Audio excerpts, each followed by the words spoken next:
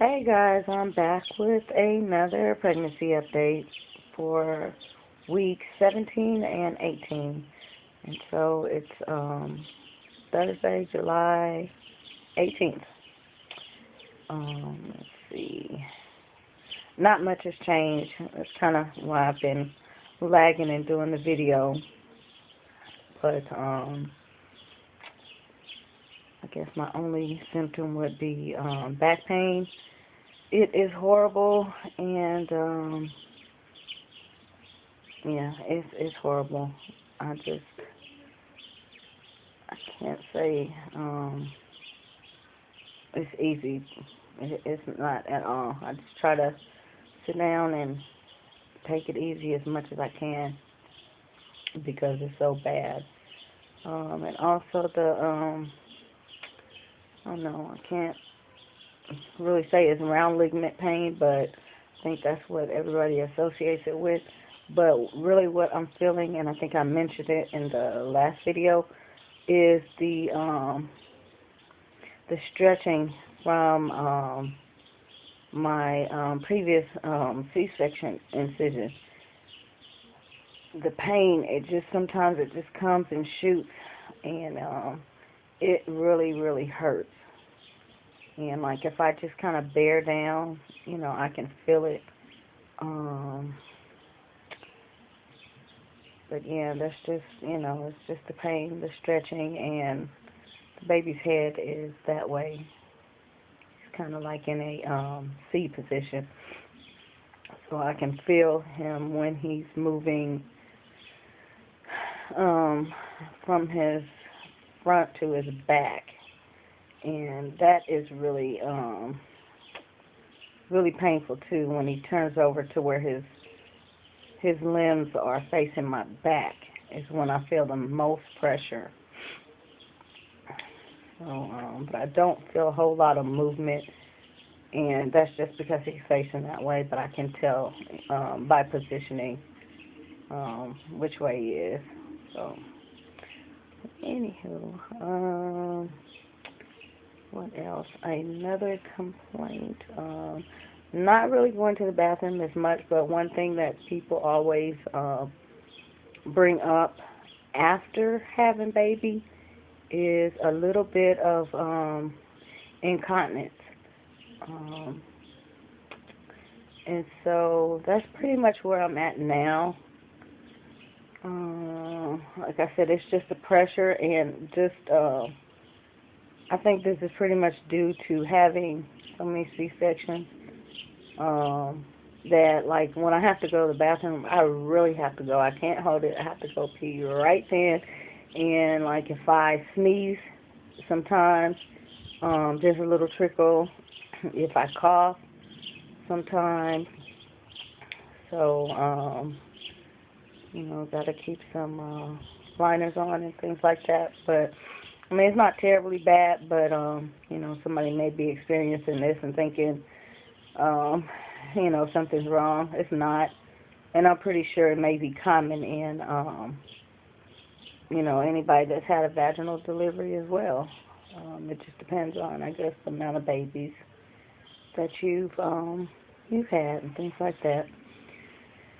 But, other than that, I've just been tired, hungry, and my appetite really has not changed. I haven't been craving a certain food. Something I haven't had in a while is pizza, and that's because we had it so much, but at one time. But I'm really wanting some pizza, so I suspect in the next couple days I'll end up with pizza. Let's see, other than that, I cannot say I've really changed much. I don't get up in the middle of the night and eat like I used to. If I do, I just try to make sure I grab something before bed. Sometimes it's a piece of fruit. It may be a granola bar. It could be Okay, the other night I had a couple slices of chocolate cake. Well, yeah. I had to wait till everybody was in bed, and I really wanted the ice cream to go with it, but I was so sleepy that I couldn't, and I don't really consider that bad because I'm not a milk drinker, so I need the calcium from somewhere, and ice cream and yogurt seems to do the trick just fine. So, yeah, and I haven't gained anything, so I need to really eat when I'm hungry and when I'm not, just to gain some more. But I find that when I do eat before I go to bed, that I will wake up and I'm not nauseous. So that helps a lot. And I have a battery that is dying. But anywho, what else? I am thinking. I'm in the thinking process of things that I need to do. I'm trying to plan everything and get everything done because I'm such a time freak that I'm just afraid that I'm going to run out of time. And with me having babies, it's just I don't really know. And so at this point, we're almost 19 weeks, 20 weeks, I can really say I'm at the halfway point for me because I never go. Like I said, I never go to 40 weeks. I've never gone, I think, gosh, one baby was the second one, third one, maybe it was 37 weeks, but that was way long ago. And so, like I said before, I'm looking about 35 weeks. So, crunch time is coming because I'm just busy with the kids and my daughter going to college next year. So we're, like I said in the last video, we're doing a lot in the way of preparing for her and trying to scout out every place that she would like to go.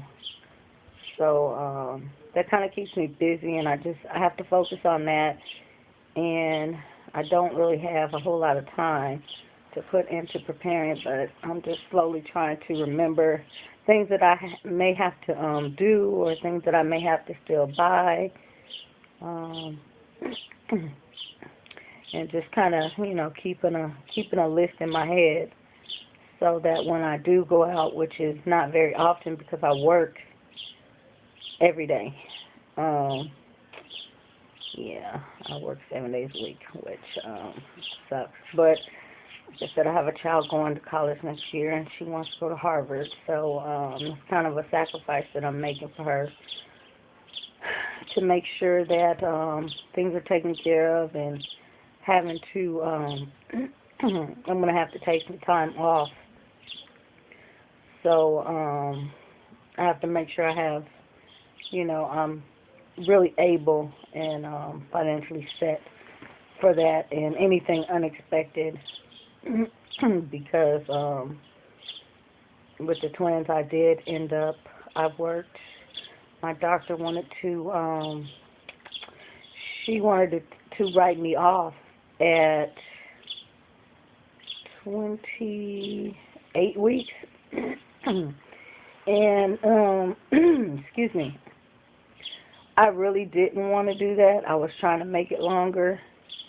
And so I kind of waited till the next appointment. And it didn't happen because 2 weeks after that appointment, I was 27 weeks in, went to the doctor and ended up going over to the hospital, and I had to stay. And that was just totally unexpected and chaos. Because it was the middle of October, and I wasn't due until the end of December. So it just threw everything into just chaos. And I don't want to be in that position again, to where I have to, like, go into the doctor and then go into the hospital. And actually, I did do that with the last baby. I went to the I had a doctor's appointment, and it was actually my son's birthday. He was turning 10, and my blood pressure was a little high, and they sent me to the hospital next door, and they had already told me, get ready, because if it doesn't go down in about an hour, then you're going to deliver today. So, of course, it didn't go down, and that's why she was born on his birthday, and none of the kids knew. Everybody was at school, so it was just a mess. But, yeah, so I'm in that aspect, I'm just preparing. I don't have hospital bag packed yet, and I really need to do that. I'm really procrastinating. And that's mainly because we moved, and everything is still in storage, so that's another story in itself. But yeah, I'm kind of panicked because of that. I have to get that stuff out and get the house set up and as best I can. So yeah, hopefully my goal is September. It really was to have the stuff out by now, but we're in Texas and it is blistering hot. And so I just had to say, okay, this is just not going to happen. We cannot move anything right now. If we need things, we can go get it, but it's just too hot to be trying to move things. So hopefully by Labor Day, because the kids will already be back in school, but that'll be like a weekend. We'll have everything set up, although I was planning on going on vacation. I don't think that's going to happen. But hopefully by Labor Day we'll have some sort of direction so that I'm not in a frenzy and have to go out and just go buy everything. Like I said, I really don't have anything out for a newborn except for what I've bought, the crib and the bassinet, and just everything is in storage. So that would be a mess. I mean, I can go and get that stuff, and that's something I'm thinking about if I really need to go get it. But then that's another story in itself, because I still haven't told the kids that I am expecting again. So that'll be real interesting. But yeah, they have their suspicions, and I think once everybody gets home from their little vacations from out of state, then I will let them know that yes, their suspicions are right, and they have gendered the baby, because I did take one of my kids to the store with me one time, so she saw me getting things. But anywho, I'm rambling. At this point, I don't know, it's just so nice out here. I guess I wanted to sit and talk.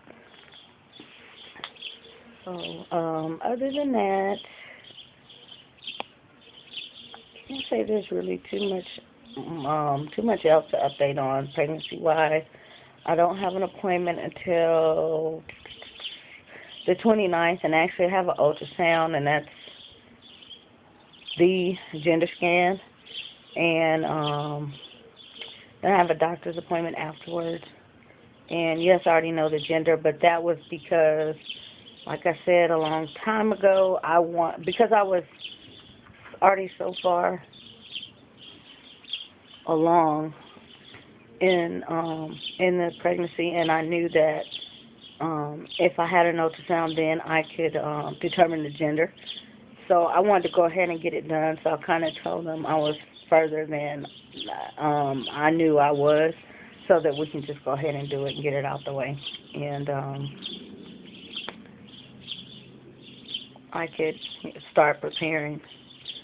So, but yeah, we're going to go ahead and we'll have that ultrasound so I can see progress-wise. What else? Something the doctor brought up. My last appointment that I did not add in. We were talking about genetic testing. And I'm going to opt out because I haven't had any problems in the past. And that would be, if I did want to have it, it would be during this next appointment, which would be my 20-week appointment. And it would consist of an amnio. And I'm not going to do it. I have my reasons. I just, I'm not really comfortable with that. So, I'm just going to let it be, and, everything is going to be fine. Baby will be healthy. I'm pretty much healthy, and like I said, all my kids have pretty much been born healthy, so I don't feel the need to have to do it. But they have to ask, especially because I am advanced maternal age, they want to call it, when you're 35 plus, and you're also considered high risk. So, yeah. And anywho, that's it. It's been nice, and I need to get off. My battery's getting ready to die. And yes, I am supposed to be working. So, you guys take care, and thanks for watching, and I'll see you guys soon. Bye.